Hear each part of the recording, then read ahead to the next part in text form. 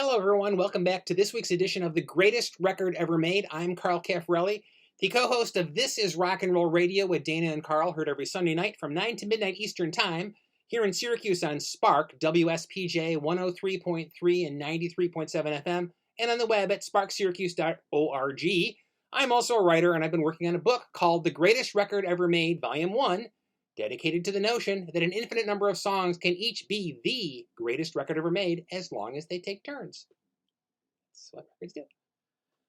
My wife Brenda and I recently watched a 8-part National Geographic biopic miniseries about Aretha Franklin, which influences my decision this week to move to the Aretha Franklin chapter in my book. The piece was originally written immediately after Aretha died in August of 2018. And then I think about 2 years ago or so, I slightly tweaked it to become a chapter in the book. Pretty sure it was in my initial proposal for the book back in 2019. And of course, it's still in there now. Brief word about the TV show. It was a TV show. It certainly felt like a TV movie. It did not have a cinematic feel to it, but it was nonetheless interesting. And if you haven't seen it, I think you'd be interested in seeing it. But let's see what the book has to say about Aretha Franklin and Respect.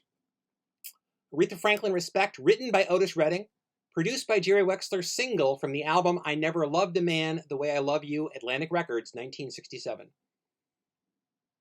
Aretha Franklin was a force of nature. Aretha Franklin was a gift from heaven. The statements conflict, but both are true. She was angel and hurricane, earthquake and blessing, saint and tornado. If she wasn't the greatest singer in the history of pop music, I have a hard time imagining who could take that crown. The Queen of Soul? Even that's too limiting. Aretha was the queen of it all. I can't articulate the conviction much beyond that. The Queen, by divine right. I've listened to Otis Redding's original version of Respect at least as much as I've listened to Aretha's irresistible monolith of a cover version. The late great Otis used to introduce Respect as a song a girl took from him. And man, did she ever take it. Divine right, again. I listened to Otis, but Aretha's powerhouse declaration of R-E-S-P-E-C-T could never stray far from my mind. Divine right. I hate singers who oversing, just as I hate guitarists who overplay. For the record, I'm fine with drummers who overdrum. I have no affinity whatsoever for Whitney Houston or Christina Aguilera or anyone who thinks runs and multiple notes are a substitute for delivering the damned song. Aretha delivered.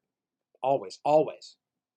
She could do runs. She could sing you into a corner and make you cower in abject terror if it suited her royal whim. She didn't. She didn't have to. She had soul. She could sing.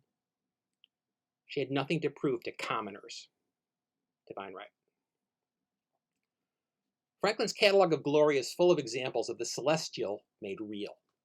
I Say a Little Prayer is best known in the hit version sung so sweetly and so well by Dionne Warwick. Aretha owns it, carelessly brushing aside the weary ache of the lyrics and doing what she does best, testifying. It was a talent born in the church, a voice anointed to sing the gospel, but too big to be contained by our silly human notions of God's will. Chain of Fools. Think. A natural woman you make me feel like. The house that Jack built. Until you come back to me, that's what I'm going to do. Rock steady. Sweet, sweet baby since you've been gone. Man, even 80s hits like Freeway of Love and her George Michael collaboration, I Knew You Were Waiting for Me, which should have sunk under their own weight, still managed to fly high above this mundane plane nonetheless. So many seemingly incongruous covers, from The Wait to Spanish Harlem, each another little miracle. And a major unforgettable miracle, spelled R-E-S-P-E-C-T. Divine right? I'm into that. Take care and TCB. Respect should be on any legitimate list of the all-time great soul singles, the all-time great pop singles, the all-time great anything. Franklin effortlessly annexes the confident demand of Redding's original and somehow amplifies it into something beyond confidence, beyond doubt or apprehension, beyond the limitations and restraints of the everyday, well into the holy realm of worship and praise. Thou shalt have no singer before her.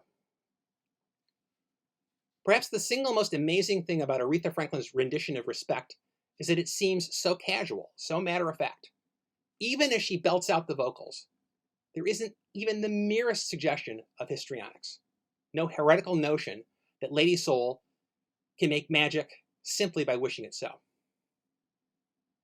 Miracles are hers to give. What you want, baby, she's got it.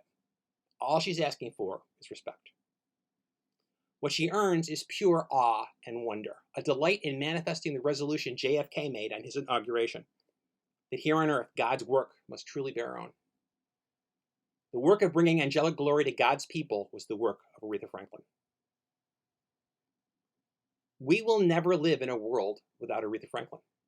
That voice could never be silenced, could never be anywhere else but with us, always, everywhere. It's our glimpse of the divine, and that's our right.